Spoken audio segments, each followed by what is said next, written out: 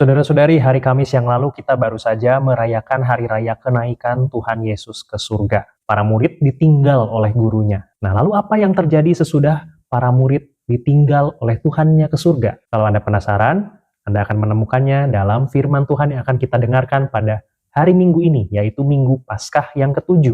Mari kita mengintip bacaan-bacaannya dalam Intip Sabda bersama dengan Frater Revi. Saya ingin mengajak Anda untuk melihat dulu bacaan pertamanya, yang diambil dari Kisah Para Rasul bab 1 ayat 12 sampai 14. Bacaan pertama ini mengisahkan peristiwa tepat sesudah Tuhan Yesus naik ke surga, tetapi sebelum para murid menerima Roh Kudus dalam peristiwa Pentakosta. Karena hari raya Pentakosta baru akan kita rayakan minggu depan. Jadi ada jeda selama 9 hari antara kenaikan Tuhan Yesus ke surga dengan turunnya Roh Kudus atas para rasul, atau peristiwa Pentakosta. Nah, apa yang terjadi selama jeda ini? Ayat 12, maka kembalilah rasul-rasul itu ke Yerusalem dari bukit yang disebut Bukit Zaitun, yang hanya seperjalanan Sabat jauhnya dari Yerusalem. Saudara-saudari, kalau Anda baru saja ditinggal oleh orang yang Anda kasihi, maka wajar kalau kita merasa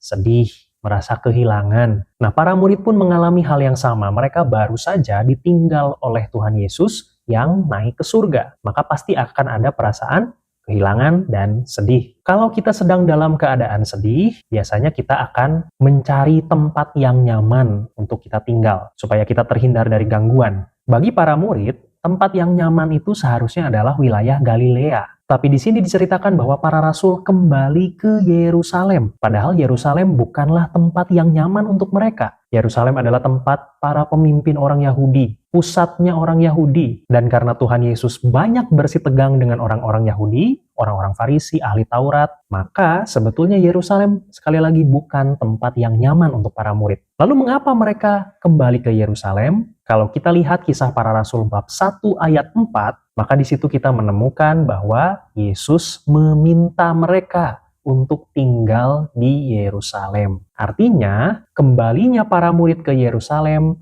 adalah sebentuk ketaatan mereka kepada perintahnya Tuhan Yesus. Dengan demikian, meskipun dalam keadaan sedih, kehilangan, mereka tetap taat kepada Tuhan Yesus. Ini menunjukkan kedewasaan rohani mereka. Ayat 13. Setelah mereka tiba di kota, naiklah mereka ke ruang atas, tempat mereka menumpang. Mereka itu ialah Petrus dan Yohanes, Yakobus dan Andreas, Filipus dan Thomas, Bartolomeus dan Matius, Yakobus bin Alfeus, dan Simon orang Zelot, dan Yudas bin Yakobus. Di sini mereka disebut naik ke ruang atas. Dalam bahasa Latin, ruang atas ini disebut cenaculum, atau biasa kita menyebutnya juga dengan istilah cenacle. Ruang atas ini adalah tempat yang sakral. Para ahli meyakini bahwa ruang atas ini adalah tempat dilaksanakannya perjamuan malam terakhir, tempat perayaan Ekaristi untuk pertama kalinya dirayakan oleh Tuhan Yesus bersama dengan para muridnya. Dan kalau kita ingat, beberapa minggu lalu, sesudah kebangkitannya, Tuhan Yesus pernah menampakkan dirinya ke tengah-tengah para murid. Nah, penampakan ini juga kemungkinan terjadinya di ruang yang sama. Maka, ruangan yang disebut ruang atas ini adalah tempat yang sakral. Lalu mari kita perhatikan daftar para rasul yang disebutkan dalam ayat 13 ini. Kalau kita hitung, maka jumlah rasul yang ada di sini ada 11. Mengapa bukan 12?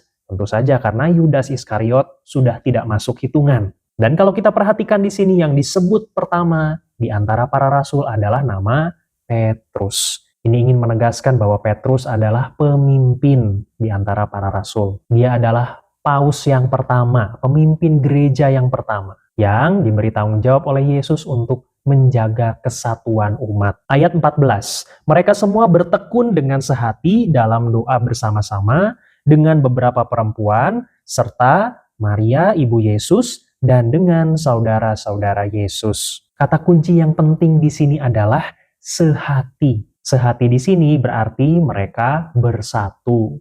Satu pikiran, sehati dan sejiwa. Ada keharmonisan yang terjalin di antara mereka. Kesatuan hati para rasul ini adalah wadah yang dipersiapkan ketika nanti mereka akan menerima Roh Kudus dalam peristiwa Pentakosta. Dan di sini dikatakan Mereka sehati dalam doa-doa bersama. Pernah dijelaskan juga dalam insap episode-episode lalu, peristiwa kenaikan Tuhan Yesus ke surga itu terjadi pada hari yang ke-40 sesudah Paskah. Sementara itu, peristiwa Pentakosta, turunnya Roh Kudus atas para rasul, terjadi pada hari yang ke-50.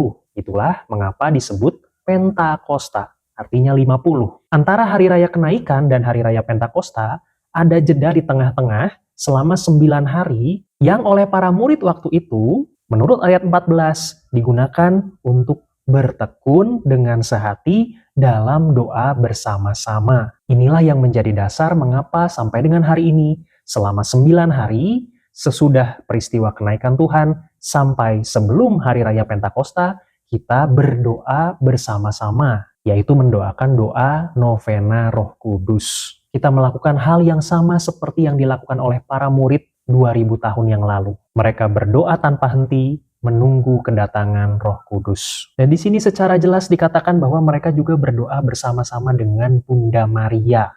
Ini semakin menegaskan bahwa Bunda Maria itu bukan hanya ibunya Tuhan Yesus, tetapi juga ibunya gereja.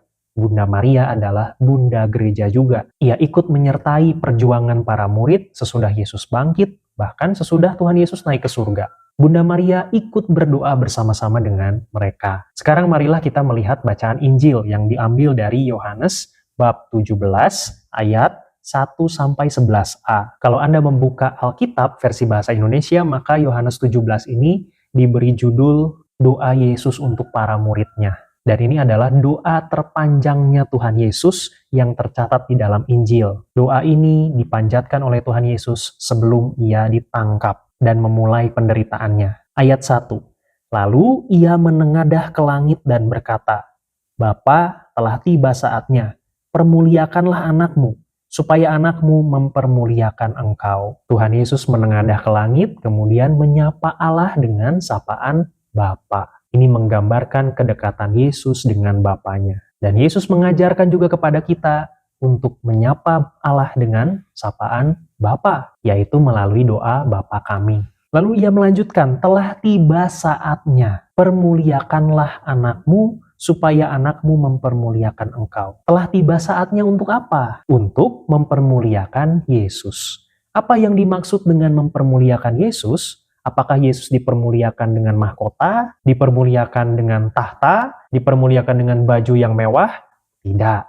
Kemuliaannya Tuhan Yesus itu adalah lewat sengsara wafat di salib. Tahtanya Tuhan Yesus itu bukan kursi yang mewah, tapi salib. Maka dengan mengatakan, telah tiba saatnya permuliakanlah aku, Tuhan Yesus berdoa kepada Bapanya, Bapa, sudah tiba saatnya aku akan menjalani sengsaraku. Aku siap, sekarang waktunya. Dan memang benar, sesaat sesudah mendoakan doa ini, Tuhan Yesus memulai sengsaranya. Jadi bagi kita, para pengikutnya, jangan memandang kemuliaan itu dari hal-hal yang mewah.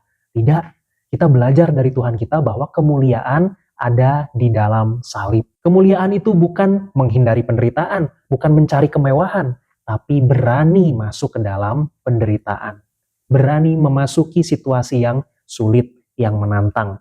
Itulah kemuliaan versinya Tuhan Yesus dan versinya orang Kristen. Ayat kedua, sama seperti engkau telah memberikan kepadanya kuasa atas segala yang hidup, demikian pula ia akan memberikan hidup yang kekal kepada semua yang telah engkau berikan kepadanya. Bapa itu telah memberikan kuasa atas segala yang hidup kepada Tuhan Yesus. Artinya Tuhan Yesus ini punya otoritas, punya kuasa. Dan Yesus mengatakan, ia akan memberikan hidup yang kekal kepada semua yang telah engkau berikan kepadanya. Artinya kehidupan kekal ini datangnya adalah dari Tuhan. Tidak ada satu orang pun di dunia ini yang bisa menyelamatkan diri hanya dengan usahanya sendiri saja. Keselamatan itu membutuhkan rahmat dari Allah juga. Harus ada kerjasama antara rahmat dari Allah dan usaha kita sebagai manusia. Ayat yang ketiga, inilah hidup yang kekal itu, yaitu bahwa mereka mengenal engkau, satu-satunya Allah yang benar, dan mengenal Yesus Kristus yang telah engkau utus. Dalam ayat yang ketiga ini, Tuhan Yesus mendefinisikan apa sih artinya kehidupan kekal itu. Kata Tuhan Yesus, kehidupan kekal adalah mengenal engkau, satu-satunya Allah yang benar, dan mengenal Yesus Kristus yang telah engkau utus. Kata kuncinya di sini adalah kata mengenal. Mengenal yang dimaksud di sini tuh bukan hanya mengenal sekilas saja, bukan hanya tahu sekilas saja. Kata mengenal di sini itu maksudnya adalah kedekatan yang erat. Jadi kehidupan kekal menurut Tuhan Yesus adalah kedekatan yang begitu erat dengan Allah Bapa dan kedekatan yang begitu erat dengan Tuhan Yesus. Sekali lagi, kata mengenal di sini bukan hanya tahu sekilas saja, tetapi punya kedekatan yang erat. Ayat keempat, aku telah mempermuliakan engkau di bumi dengan jalan menyelesaikan pekerjaan yang engkau berikan kepadaku untuk melakukannya. Yesus dipermuliakan oleh Bapanya karena Yesus menyelesaikan pekerjaannya.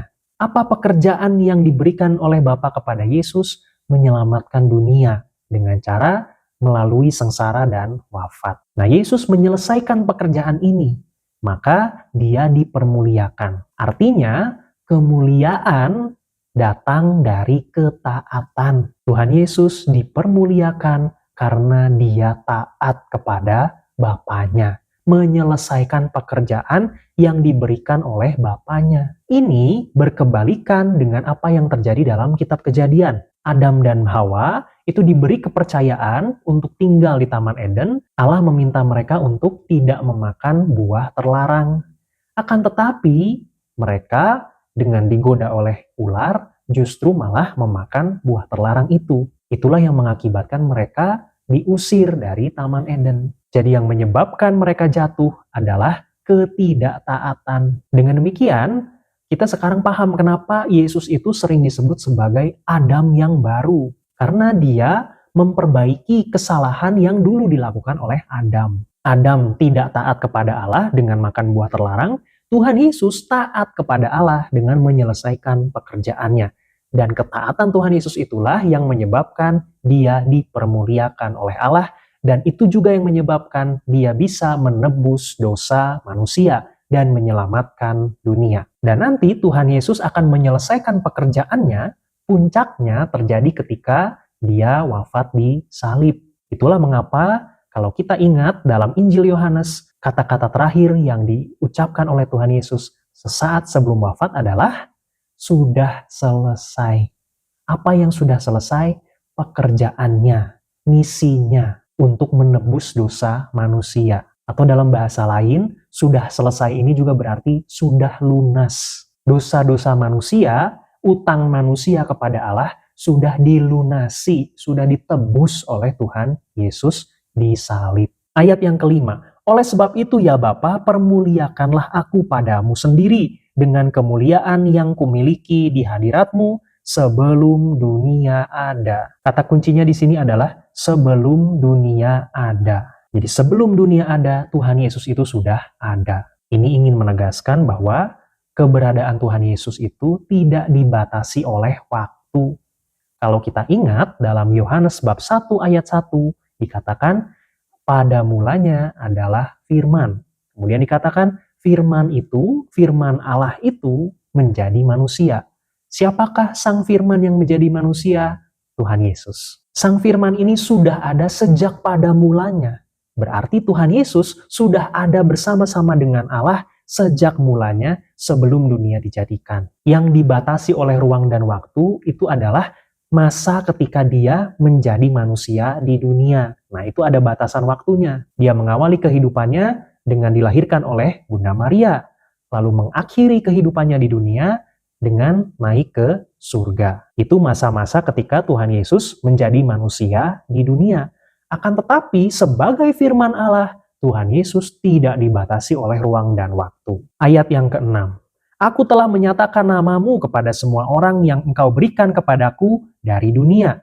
Mereka itu milikmu, dan engkau telah memberikan mereka kepadaku, dan mereka telah menuruti firman-Mu. Kita semua, murid-muridnya Tuhan Yesus, adalah milik Bapa. Kemudian Bapa memberikannya kepada Tuhan Yesus. Dan pada akhir ayat ini dikatakan, mereka telah menuruti firman-Mu. Menuruti firman itu artinya adalah menjalankan apa yang diinginkan oleh Allah. Ini selaras dengan apa yang dikatakan oleh Santo Yakobus dalam suratnya. Iman tanpa perbuatan adalah mati. Kita meyakini bahwa iman itu tidak hanya diucapkan melalui kata-kata, tetapi juga diwujudkan dalam perbuatan dengan cara menuruti firman Allah. Jadi tidak cukup kita hanya mengatakan, saya ini orang Kristen, saya percaya kepada Tuhan Yesus. Itu semua akan menjadi lengkap kalau iman kita kepada Tuhan Yesus itu diwujudkan dalam keseharian kita lewat perbuatan-perbuatan baik yang sesuai dengan firman Allah. Ayat ke-7, sekarang mereka tahu bahwa semua yang engkau berikan kepadaku itu berasal daripadamu. Selama kehidupannya di dunia ini, Tuhan Yesus banyak melakukan mukjizat. Nah, ada bagian-bagian tertentu dalam Injil yang menceritakan orang-orang Farisi atau ahli Taurat itu menuduh Tuhan Yesus. Mereka berkata, dari manakah kuasanya dia itu berasal? Ayat yang ke-7 ini memberi penegasan bahwa semua kuasa yang dimiliki oleh Tuhan Yesus, mukjizat-mukjizatnya, ajaran-ajarannya, itu semua berasal dari Bapa. Karena Tuhan Yesus mengatakan, semua yang engkau berikan kepadaku itu berasal daripadamu. Ayat ke-8, segala firman yang engkau sampaikan kepadaku telah kusampaikan kepada mereka, dan mereka telah menerimanya. Mereka tahu benar-benar bahwa aku datang daripadamu, dan mereka percaya bahwa engkaulah yang mengutus aku. Saudara-saudari, salah satu sifat dari gereja Katolik adalah gereja yang apostolik. Artinya gereja yang didasarkan pada pengajaran para rasul. Kenapa gereja kita didasarkan pada pengajaran para rasul? Tuhan Yesus mengatakan firman yang disampaikan oleh Bapa kepada Tuhan Yesus telah disampaikan oleh Tuhan Yesus kepada para rasul. Artinya apa yang diketahui oleh para rasul, apa yang dihidupi oleh para rasul, itu semuanya berasal dari Allah. Tidak main-main. Jadi alurnya, Bapa memberikannya kepada Tuhan Yesus mengajarkannya kepada para rasul, dan para rasul meneruskannya kepada gereja hingga hari ini. Ayat yang ke-9, aku berdoa untuk mereka, bukan untuk dunia aku berdoa, tetapi untuk mereka yang telah engkau berikan kepadaku, sebab mereka adalah milikmu. Mungkin kata-kata Tuhan Yesus ini agak membingungkan. Bukan untuk dunia aku berdoa, tetapi untuk mereka. Apa maksudnya kata-kata ini? Pernah dijelaskan dalam insap episode-episode lalu, dunia yang dimaksud di sini adalah dunia tanda kutip. Kata dunia dalam Injil Yohanes itu sering dikaitkan dengan kuasa jahat, kuasa kegelapan. Yang jelek-jelek yang ada di dunia ini disebut sebagai dunia. Jadi dunianya bukan dunia yang kita kenal, dunia tempat tinggal kita, bukan, tapi sekali lagi adalah kuasa jahat. Maka masuk akal kalau Tuhan Yesus berkata, bukan untuk dunia aku berdoa, tetapi untuk mereka. Karena Tuhan Yesus tidak berdoa untuk kuasa jahat. Tuhan Yesus berdoa untuk mereka. Mereka ini siapa? Para murid yang dikasihinya. Ayat 10, dan segala milikku adalah milikmu, dan milikmu adalah milikku, dan aku telah dipermuliakan di dalam mereka. Ayat 10 ini kembali menegaskan bahwa segala milikku adalah milikmu. Artinya ada kesatuan yang begitu erat antara Bapa dengan Tuhan Yesus. Bapa dan Tuhan Yesus adalah satu. Dan Tuhan Yesus berkata, aku telah dipermuliakan di dalam mereka. Ini adalah kata-kata yang penting. Tuhan Yesus mengatakan bahwa dia dipermuliakan di dalam persekutuan para murid. Dengan kata lain, persekutuan para murid Yesus ini mencerminkan kemuliaannya Tuhan Yesus. Maka sampai hari ini kita meyakini bahwa gereja, persekutuan umat Allah, menjadi tanda kelihatan dari kehadiran Tuhan Yesus di dunia. Ayat 11, dan aku tidak ada lagi di dalam dunia, tetapi mereka masih ada di dalam dunia, dan aku datang kepadamu. Dia menyadari bahwa masa Tuhan Yesus berada di dunia itu sudah sebentar lagi akan berakhir. Tetapi mereka masih ada di dalam dunia. Mereka ini maksudnya adalah para murid. Siapakah para murid yang dimaksud? Yang dimaksud adalah para murid Yesus pada waktu itu, para rasul, dan juga para murid sesudah-sesudahnya yang berziarah di dunia. Termasuk diantaranya adalah kita yang sekarang sedang berziarah di dunia ini. Dengan kata lain, ayat 11 ini berisi pernyataan Tuhan Yesus menitipkan para muridnya yang sedang berziarah di dunia kepada Bapanya. Sekarang mari kita lihat bacaan yang kedua dari 1 Petrus bab 4 ayat 13 sampai 16. Sebaliknya, bersukacitalah sesuai dengan bagian yang kamu dapat dalam penderitaan Kristus, supaya kamu juga boleh bergembira dan bersukacita pada waktu Ia menyatakan kemuliaannya. Dalam ayat ini, Santo Petrus mengajak kita untuk mengambil bagian dalam penderitaan Kristus. Karena ketika kita menyatukan penderitaan kita dengan penderitaan Kristus, maka penderitaan kita itu tidak menjadi sia-sia. Kalau penderitaan kita disatukan dengan penderitaan Kristus, maka penderitaan itu menjadi berdaya guna, menyelamatkan kita. Seperti halnya penderitaan Kristus yang juga menyelamatkan kita. Jadi jangan kita menderita sendiri. Satukanlah penderitaan kita itu dengan penderitaan Kristus. Maka penderitaan itu menjadi tidak sia-sia, tetapi justru menyelamatkan. Ayat 14, berbahagialah kamu jika kamu dinista karena nama Kristus, sebab roh kemuliaan yaitu roh Allah ada padamu. Kata-kata Petrus di sini mirip dengan kata-katanya Yesus dalam sabda bahagia. Tuhan Yesus pernah berkata, berbahagialah kamu jika kamu dianiaya karena aku. Nah, Petrus di sini mengulang kembali kata-kata itu. Berbahagialah kamu jika kamu dinista karena nama Kristus. Karena roh Allah ada padamu. Demikian kata Petrus. Ayat 15, janganlah ada di antara kamu yang harus menderita sebagai pembunuh atau pencuri, atau penjahat, atau pengacau. Ayat 15 ini ingin membedakan ada dua jenis penderitaan. Yang pertama adalah penderitaan karena kesalahan kita, dan yang kedua adalah penderitaan karena kita memperjuangkan yang baik, karena kita mengikuti Tuhan Yesus. Apa yang disebutkan dalam ayat 15 ini adalah penderitaan jenis yang pertama, yaitu penderitaan karena kesalahan kita sendiri. Maka dia mengatakan, janganlah ada di antara kamu yang menderita sebagai pembunuh, atau pencuri, atau penjahat, atau pengacau. Kalau kita melakukan kesalahan, kemudian kita menderita, yaitu wajar saja. Penderitaan itu diakibatkan oleh kesalahan kita sendiri, oleh ketidaktaatan kita kepada Allah. Tetapi kalau kita menderita karena sedang memperjuangkan yang baik, maka itu adalah penderitaan yang justru perlu kita syukuri. Bersyukur kalau hari ini kita masih bisa berjuang, memperjuangkan sesuatu yang baik, meskipun di dalamnya ada penderitaan. Satukanlah penderitaan itu dengan penderitaan Kristus. Maka penderitaan itu menjadi tidak sia-sia, tetapi menyelamatkan. Ini juga kembali ditegaskan dalam ayat 16, ayat selanjutnya. Tetapi jika ia menderita sebagai orang Kristen, maka janganlah ia malu, melainkan hendaklah ia memuliakan Allah dalam nama Kristus itu. Jangan malu kalau kita menderita sebagai orang Kristen yang baik, jangan malu. Jangan berkecil hati. Perjuangkanlah apa yang bisa Anda perjuangkan. Karena Tuhan Yesus pun memperjuangkan kebaikan melalui penderitaan. Nah, saudara-saudari, jadi dalam masa penantian Roh Kudus ini, selama 9 hari menjelang peristiwa Pentakosta, kita diajak bersama dengan para murid yang lain dalam persekutuan jemaat, dalam gereja, kita berdoa bersama-sama sehati sejiwa. Seperti yang dikisahkan tadi dalam bacaan pertama. Kesatuan gereja adalah sesuatu yang penting. Bahkan tadi dikatakan oleh Tuhan Yesus, kesatuan gereja itu mencerminkan kemuliaan Tuhan Yesus sendiri. Dan Tuhan Yesus berdoa untuk para muridnya. Salah satunya yang dia doakan adalah kesatuan kita. Maka mari memperjuangkan kesatuan itu. Dan jangan lupa seperti pesan Petrus, sebagai pengikut Kristus, mari kita berani memasuki penderitaan. Karena kemuliaan Tuhan Yesus itu bukan tahta atau kursi yang mewah, bukan baju yang megah, tetapi salib. Kalau tahtanya Tuhan Yesus salib, maka kita diajak juga untuk berani memikul salib kita setiap hari. Jangan ragu kalau hari ini kita harus menderita demi memperjuangkan yang baik.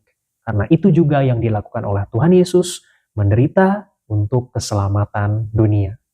Kemuliaan kepada Bapa dan Putra dan Roh Kudus, seperti pada permulaan, sekarang, selalu, dan sepanjang segala abad. Amin.